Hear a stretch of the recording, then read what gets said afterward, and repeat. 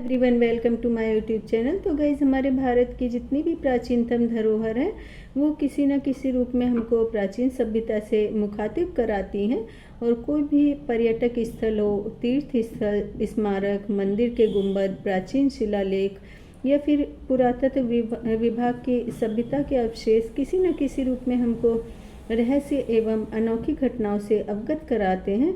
तो इसी तरह से मध्य प्रदेश के जबलपुर में एक विशालकाय बांध है जिसको बरगी बांध या बरगी डैम के नाम से जाना जाता है। एवं यह बांध नर्मदा नदी पर बनने वाले 30 प्रमुख बांधों में से एक है। और इस बांध के जल से विद्युत उत्पादन होता है। एवं इस विद्युत उत्पादन की योजना के अंतर्गत कई सारे विद्युत प्लांट यहाँ पर लगाए गए हैं। एवं भारत के कई शहर और गांवों में यहाँ से विद्युत की सप्लाई होती है। एवं कृषि परियोजना के अंतर्गत कृषि विभाग को सिंचाई के लिए जल प्रदान कराने की वजह से जल विद्युत उत्पादन संयंत्र में केवल 90 मेगावाट बिजली उत्पन्न हो रही है। और जबलपुर का बरगी डैम नदी पर बने 30 डैमों में से एक महत्वपूर्ण डैम है। और ये नदी प्रसिद्ध नदी है, मध्य प्रदेश की नर्मदा नदी है। और इस डैम का महत्व इसलिए भी बढ़ जाता है कि यह डैम जबलपुर और आसपास के क्षेत्रों की जल आपूर्ति का भी प्रमुख स्रोत है।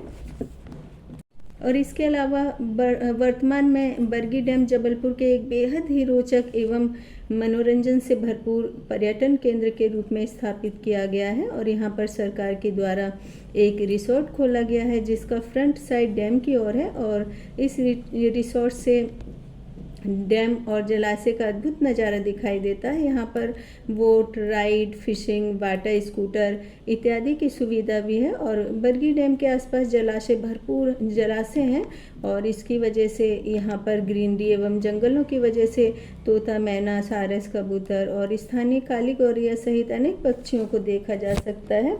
और बरगी डैम जबलपुर के निकटतम हवाई अड्डे डुमना हवाई अड्डे शहर से केवल 20 किलोमीटर की दूरी पर है। एवं जबलपुर से जुड़े निकटवर्ती महत्वपूर्ण शहर जैसे नागपुर, भोपाल, खजुराहो, रायपुर इत्यादि हैं।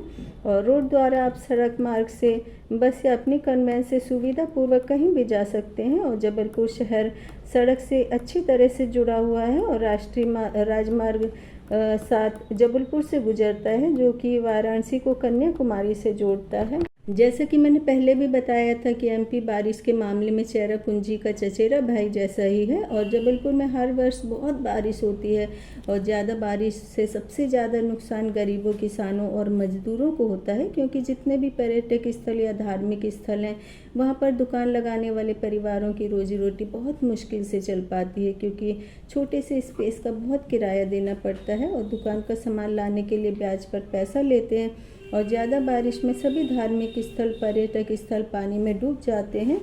और बाढ़ जैसी आपदा यहाँ पर हर वर्ष रहती है। और बारिश हटते ही गरीब मजदूर फिर अपनी दुकानें लगा लेते हैं। लोग कह तो देते हैं कि गरीबी में भी सुख है, लेकिन जब गरीबी के सुख के ऊपर छत ना हो, हाथ में पैसा ना हो और भूखे प्यासे बच्चे बैठे हों, तो बताओ हम कौन सा सुख महसूस कर सकते हैं।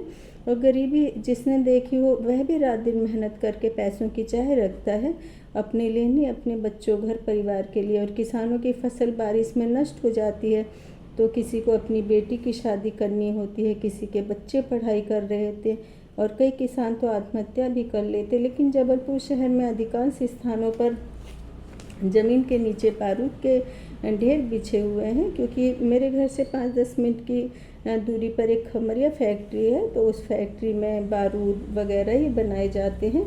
और इसलिए हम भी 3-4-5 किलोमीटर की दूरी पर रहते हैं और जितना भी एरिया है वो खतरे के जोन में ही आता है। और इन सब त्रासदियों से ऊपर है जबलपुर वासियों का हौसला, और आखिरी सांस तक भी ये लोग उम्मीद और मेहनत नहीं खोते हैं। तो मैं भी काफ़ी साल पहले 2 बार बरगी डैम गई थी। पहली बार मैं जब बरगी डैम गई थी उस वक्त मैं 8वीं क्लास में थी और हमारे 3-4 पड़ोसी परिवार गए थे। मेरा बड़ा भाई भी साथ में गया था। और उस वक्त बरगी डैम एकदम नेचुरल लुक में था, क्योंकि दूर दूर तक सिर्फ जंगल थे और डैम के एक साइड में बहुत दूर तक पानी था, तो दूसरी तरफ डैम की ऊंचाई तक मजबूत पत्थरों का सपोर्ट था और डैम के पानी की तरफ वाले साइड तक हम लोग नहीं जा सकते थे। और हम लोग डैम को सपोर्ट देने वाले पत्थर के साइड में घूम रहे थे, और मैं तो पत्थरों पर भागते भागते काफ़ी ऊंचाई तक पहुंच गई थी। और फिर वहां पर जितनी भी आंटी थी, दीदी थी, और उन्होंने ईंट का चूल्हा बनाया, हम लोग लकड़ी इधर उधर से ढूंढ करके लाए। फिर वो उन लोगों ने धीमी धीमी आंच पर आटे की गाकर और टमाटर, आलू, बैगन, मिर्च, प्याज वगैरह को भून करके बहुत ही टेस्टी सा चोखा बनाया। और फिर खाना खाकर मैं, मेरा भाई और 2-4 पड़ोसियों के बच्चे हम लोग इधर उधर भागने लगे, और फिर बरगी डैम के पुल पर गए। और पुल पर कोई सपोर्ट नहीं था, ना ही रेलिंग थी, और इतना सकरा पुल था कि ज़रा भी डिसबैलेंस होते ही हम लोग पुल के नीचे गिर जाते। और थोड़ी दूर पर जाते ही ना, इतनी ऊंचाई देख करके मेरी तो आंखों के आगे अंधेरा छाने लगा, और मुझे ना चक्कर भी आने लगे थे, और हम वापस भी नहीं लौट सकते थे। फिर जो दीदी हमारे साथ गई थी, उन्होंने मेरा हाथ पकड़ा, बहुत धीरे धीरे पुल के उस पार तक पहुँचे हम लोग। और फिर घर वापसी पर काफ़ी दूर तक हम लोग पैदल चले, और वहाँ पर रास्ते में ढेर सारे आंवले के पेड़ थे, और हम लोगों ने थैलों में बहुत सारे आंवले भर लिए, और पत्थर की तरह मैंने सारे बच्चों को आंवले फेंक फेंक कर भी मारे। और दूसरी बार जब हम बरगी डैम गए थे, तब उस समय मैंने कॉलेज में एडमिशन लिया था, क्योंकि मेरे फादर कॉलेज में एडमिशन नहीं कराने गए थे, मैं खुद ही जाकर एडमिशन करा करके आई थी कॉलेज में, क्योंकि मेरे फादर नहीं चाहते थे कि मैं कॉलेज जाऊं। और जब हम दूसरी बार बरगी डैम गए थे, तब वह पिकनिक स्पॉट बन गया था, पुल को भी रेलिंग से कवर कर दिया गया था, और विद्युत प्लांट भी लगाए जा रहे थे। और उस दिन हल्की हल्की बारिश भी हो रही थी। उस वक्त सारी महाराष्ट्रियन फैमिली के साथ मैं गई थी, और मेरे घर पर और पूना की 3-4 महाराष्ट्रियन फैमिली रहती थी, और हम लोग घर में से ही ढोकले, इडली, सांभर वगैरह बना कर के ले गए थे।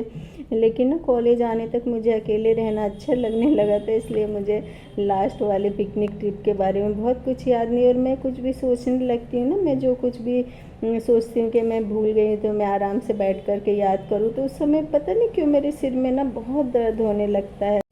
तो इसी तरह से पर्यटक एवं धार्मिक स्थलों की जानकारी के लिए मेरे चैनल को सब्सक्राइब करें।